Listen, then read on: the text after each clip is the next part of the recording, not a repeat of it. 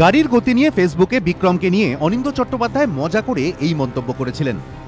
সঙ্গে সঙ্গে পাল্টা কমেন্ট করে সনিকা বলেছিলেন, লাগাম ছাড়া গতি মোটেও ভালো নয়।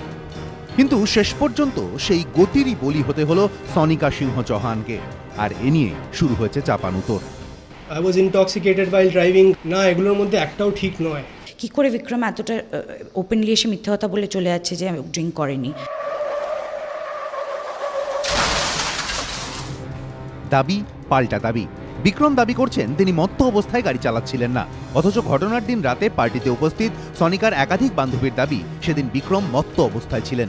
তাদের আদরের সোনুর চিরবিদায় হয়ে গেল তা এখনো মানতে পারছেন না সনিকার বন্ধুরা। ফেসবুকে জাস্টিস ফর সনিকা নামে একটি পেজ খোলা হয়েছে। পাল্টা বিক্রমের হয়েও সোশ্যাল নেটওয়ার্কিং সাইটে চলছে ক্যাম্পেইন। জাস্টিস ফর সনিকা এই হ্যাশট্যাগ ব্যবহার করে সোশ্যাল মিডিয়ায় অনেকে দাবি করছেন বিক্রম অসত্য বলছেন। ফেসবুকে কারোর আবার দাবি তিনি নিজে চোখে সেদিন বিক্রমকে মদ্যপান করতে দেখেছেন। বিক্রম দাবি করছেন তিনি সেদিন মত্ত অবস্থায় ছিলেন না, কিন্তু তার বান্ধবীরা সেদিনের পার্টির এই ছবি প্রকাশ্যে এনেছেন।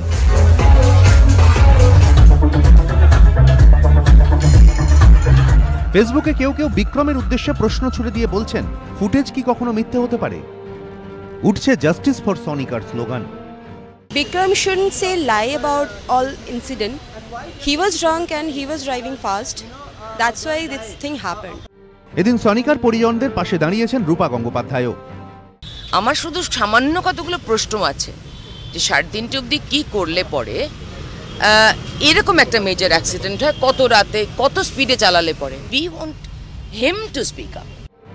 সনিকার বন্ধুদের দাবিকে সমর্থন করেছে কংগ্রেসও। একটা স্টেট কথা বলতে চাই আপনাদের মাধ্যমে সরকারকে, যে আপনাদের উপর অনেক অ্যালিগেশন আসছে।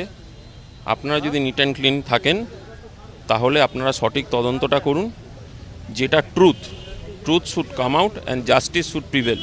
এই পন্থায় বিশ্বাসী হয়ে আপনারা কাজ করুন। মাত্র 28 বছর বয়সেই সনিকার এভাবে চলে যাওয়া মেনে নিতে পারছেন না তার বন্ধু পরিচিতরা। শেষকৃত্যে সনিকার স্মৃতিতে আয়োজিত প্রার্থনা সভাতেও তাই ছিল শোকের ছায়া। অনেকে বুঝেই উঠতে পারছেন না কি বলবেন, কিভাবে নিজেকে সামলাবেন। ডেরেক ওব্রায়ান থেকে সনিয়ার বন্ধু সাহেব, স্মৃতিচারণায় উঠে এসেছে সনিকার প্রাণবন্ত স্বভাবের কথা। খুব ছোট ছোট বিষয়ে আনন্দিত হওয়ার কথা, লুচি খেতে যাওয়ার কথা, আবার গতির সঙ্গে পাল্লা দেওয়ার কথা।